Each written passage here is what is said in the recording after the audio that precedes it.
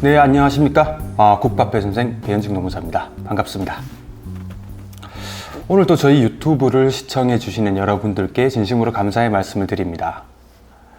우리나라가 산업 구조가 초창기에는 광업이나 제조, 플랜트 산업이 주를 이룰 때는 많은 근로자분들이 큰 소음 속에서 근무를 하셨습니다. 더군다나 당시에는 또 산업 안전에 대한 인식 자체가 부족했기 때문에 소음을 방지할 수 있는 보호구조차 제대로 지급되지 못했습니다. 그래서 오랜 세월이 흘러 이 근로자분들은 대부분 소음성 난청에 노출돼서 불편한 삶을 살고 계신데요. 이런 소음성 난청도 산재로 인정받을 수가 있습니다. 그래서 오늘은 소음성 난청이 무엇인지, 어떠한 경우에 산재로 인정받을 수 있는 것인지에 대해서 설명해드리는 시간을 갖도록 하겠습니다. 자, 먼저 소음성 난청이 무엇인지 알아보기 전에 우리 귀 구조에 대해서 잠깐 살펴보도록 하겠습니다. 여기 그림 보이시죠? 귀의 구조는 크게 외이, 중이, 내이로 구분이 됩니다.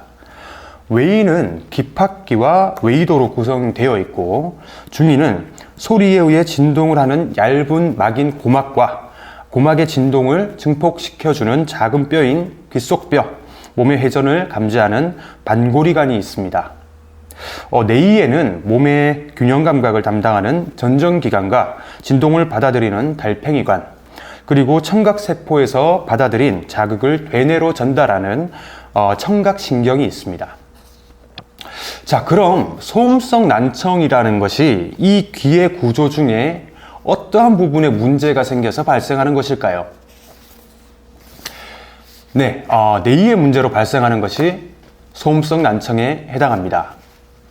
난청은 크게 소리가 전달되는 경로인 외이와 중이의 문제로 발생하는 전음성 난청, 그리고 소리를 감지하는 부분인 내이에서 발생하는 난청인 감각신경 난청으로 구분하고 있습니다.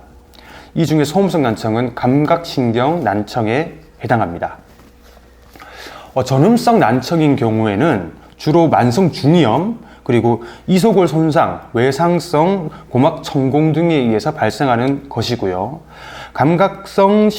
감각신경성 난청은 달팽이 간의 이상이나 소리의 자극을 뇌로 전달해주는 중추신경계의 이상으로 발생하는 경우도 있습니다. 그럼 소음성 난청이 산재인지 또 아닌지 판단하는 기준이 무엇인지에 대해서 설명을 드리도록 하겠습니다. 첫 번째가 85dB 이상의 소음에 3년 이상 노출되어야 한다는 것인데요. 85dB이라고 하면 어느 정도의 소음 크기인지 애매하실 텐데, 우리가 길거리에서 달리는 자동차에서 나오는 그 소음을 생각하시면 될 것 같습니다. 이러한 소음 속에서 3년 이상 노출되어야만 소음성 난청으로 인정될 수 있다는 것입니다. 또한 3년 이상 노출이라는 것은 이것은 하루 24시간을 1일로 보고 해서 산정하는 것이 아니고, 소음 작업에 종사했던 기간이 합산해서 그냥 3년 이상만 되면 노출 경력이 인정된다는 것을 의미합니다. 그럼 그 85dB 이상 사업장에 내가 근무를 했는지 어떻게 확인을 할 수 있냐 궁금해 하실 텐데요. 산업안전보건법상 소음이 80dB 이상인 사업장은 6개월에 한 번씩 작업환경 측정을 받아야 합니다. 본인이 소음 사업장에서 근무를 했다고 하면 사업장에 작업환경 측정 결과가 있겠죠. 그래서 이를 근거로 소음 사업장에서 근무를 했는지 여부를 판단하는 것이 첫 번째 원칙입니다. 그런데 만약에 본인이 다녔던 회사가 폐업을 했다라고 했을 경우에는 이를 어떻게 확인할 수 있냐? 이럴 경우에는 본인이 근무했던 사업장과 동일한, 그리고 현재 운영 중인 사업장의 작업 환경 측정 결과를 근거로 판단을 하게 됩니다. 그런데 여기서 말하는 85dB이라는 것은 절대적인 기준은 아닙니다. 최근에 근로복지공단의 결정 예를 보면 85dB 이상 사업장에 3년 이상 노출되지 않는 경우에도 소음성 난청이 인정된 케이스가 있으니까 이 점도 유의해 주시기 바랍니다. 자, 두 번째 기준입니다. 앞서 간단히 설명드렸는데요. 고막 또는 중이의 문제로 인해 발생한 난청이 아니어야 된다는 것입니다. 난청은 크게 전음성, 그 다음 감각신경성, 혼합성 난청으로 나뉘는데, 전음성 난청이라는 것은 이제 그 외이의 병변 그리고 중이의 병변에 의해서 발생하는 난청이고, 감각신경성 난청은 감각신경의 문제, 혼합성 난청이라는 것은 외이, 중이, 내이의 복합적인 병변에 의해서 발생하는 난청을 말합니다. 소음성 난청은 대부분 감각신경성 난청으로 발생하는 경우를 말합니다. 자, 세 번째 기준입니다. 다른 원인에 의한 난청이 아니어야 한다는 것입니다. 뇌염이나 약물 중독, 열성 질병, 메니에르 증후군, 매독, 두부 외상, 돌발성 난청, 유전성 난청, 가족성 난청, 노인성 난청 또는 재성 폭발음 등에 의해서 발생한 난청은 인정받기 어렵습니다. 이 경우에도 사실 최근에는 절대적인 기준이 아니라는 사례가 많이 나오고 있는데요.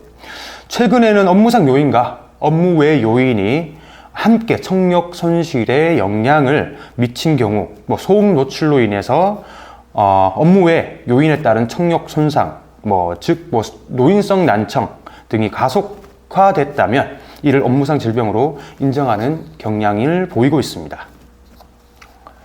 자, 네 번째 기준인데요.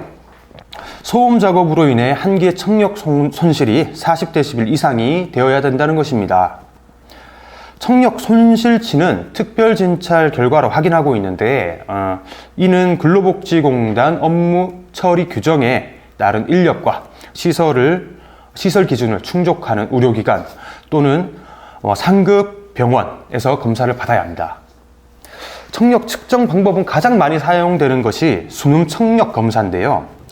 수능 청력 검사를 받게 되면 기도 청력 역치와 그리고 달팽이관으로 직접 진동이나 소리를 전달해서 측정하는 골도 청력 역치 결과가 나오게 되며 이를 근거로 청력 손실치를 측정하게 됩니다. 자, 이제까지 소음성 난청 인정 기준에 대해서 살펴봤는데요. 지금부터는 난청의 유형별로 판단 기준에 대해서 살펴보도록 하겠습니다. 첫 번째가 노인성 난청인데요. 노인성 난청과 소음성 난청은 모두 뇌의 달팽이관의 세포 손상으로 인한 감각신경성 난청으로 분류가 되고 있습니다. 사실상 그 구분이 좀 명확하지가 않은데요. 노인성 난청 같은 경우에는 양측 대칭성 난청으로 외상, 약물 수술, 소음 노출이 없는 경우에도 진단이 됩니다.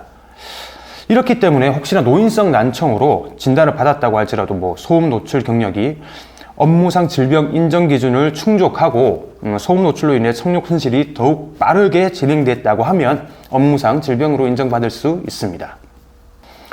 두 번째가 혼합성 난청인데요. 앞서 말씀드렸던 것 같이 혼합성 난청은 감각신경성과 전음성 난청 동시에 발생한다는 것입니다.